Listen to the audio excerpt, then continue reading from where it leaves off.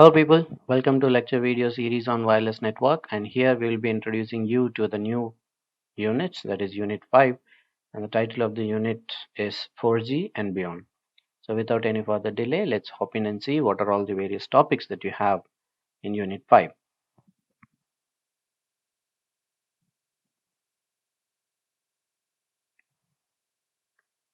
So these are all the various topics that we are about to discuss in unit 5. So first we will be starting about the introduction, and then we will be discussing what are all the introductory points that we will have to keep in mind for 4G communication systems, and then what are all the various visions that 4G comes with, and what are all the various features, and what are all the various challenges that 4G has to offer us, and what are all the applications of the 4G systems. And finally we'll be discussing the crucial technologies that makes 4G a better platform. So some of the crucial technologies that are implemented or which enables the 4G technologies are multi-carrier modulation, smart antenna techniques, IMS architecture, LTE, and then we will be discussing further on advanced broadband wireless access services, and we will be also discussing what is MVNO. So this is the brief list of the syllabus that we are about to discuss in the fifth unit. So we will jump and see what is introduction content has for us. So when we speak about the introduction to 4G network, here we will be discussing the 4G system into three folds.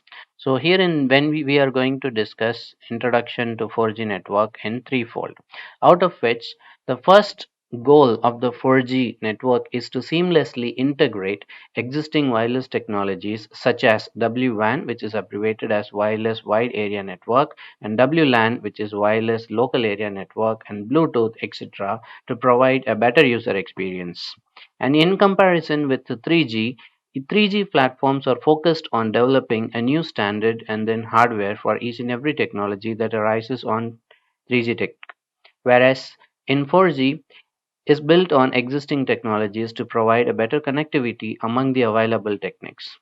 With the recent convergence of the internet and mobile radio, there has been an increased demand for internet in the pocket. This means that the user wants to be able to access the internet on their mobile devices whenever and whatever without any interruption.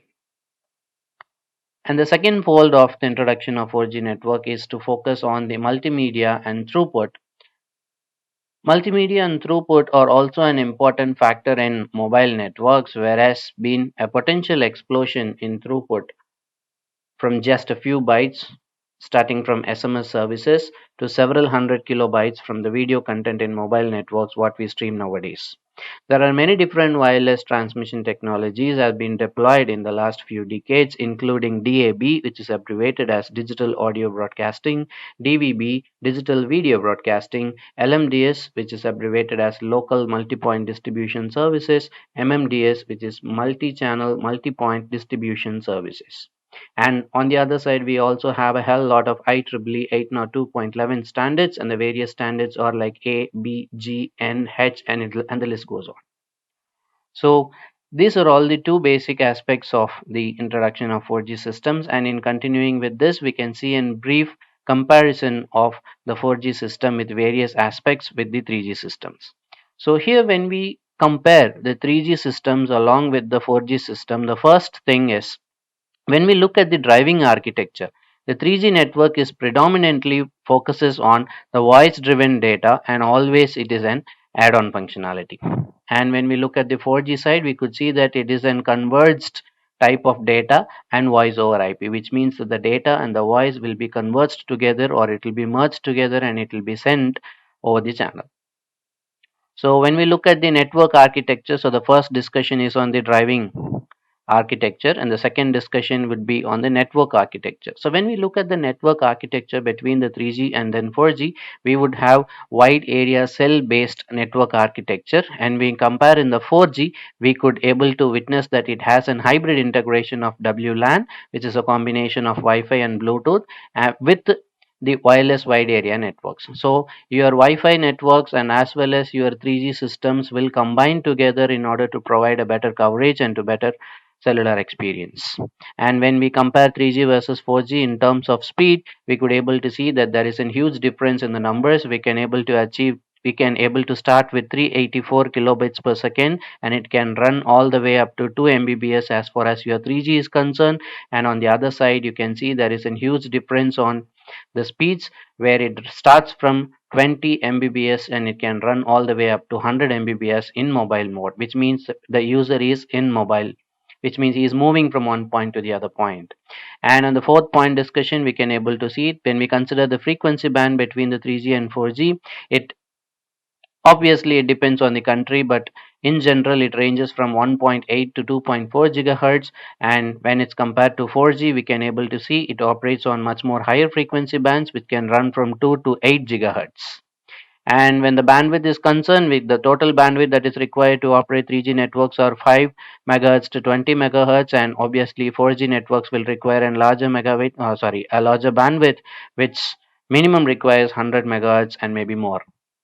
And focusing on the switching design basics, 3G continuously focuses on circuits and packet switching, and 4G continuously focuses on all digital with packetized voice. There is no analog voice considered in this particular architecture, which means there is no need of any circuit switch networks. So next, in basis on the access technology, how the users would access the channel, and we traditionally have WCDMA and then CDMA 2000 techniques, which we have discussed in the previous units. And in the 4G, predominantly we'll be using OFDM and multi-carrier CDMA techniques. And the next one is when we think about the forward error correction techniques that is implemented in the 3G, it's convolutional codes at the rate of 1 by 2 and 1 by 3. And here in the 4G we will be using concatenated coding schemes. And when we compare 3G and 4G with respect to component design, the 3G is optimized antenna design and it has an multi-band adapters, and whereas as 4G is concerned, we could able to see that we are implementing the smart antennas, software design multi-band and wideband radios. And when we compare 3G and 4G with respect to internet protocol, and we have number of airlink protocol including IPv5, and here all the IP packets including IPv6 is supported. And the top speed that is supported for 3G network is 200 km per hour, and the same is maintained in the 4G networks as well. So this table will give you a brief introduction or the brief comparison between the 3G and 4G on 10 different and crucial parameters. Moving ahead, we have the final fold or the final point to discuss over here, and whereas here the interoperability is another important aspect of mobile systems. This means that the 4G system will encompass all systems from various networks, including public to private and operator driven broadband networks to personal networks and ad hoc networks. Furthermore, 4G systems aims to achieve interoperability with the 2G and 3G systems as well as with digital broadcasting systems, which means broadband systems. The goal is to integrate all of these systems from satellite broadband to high altitude platforms to cellular and 3G systems to WLL, which is abbreviated as wireless local loop, and BWA, which is abbreviated as broadband wireless access. And it also includes networks such as WLAN, which is wireless local area network, and WPANs, which is wireless personal area networks, and all of them with internet protocol as an integrating factor.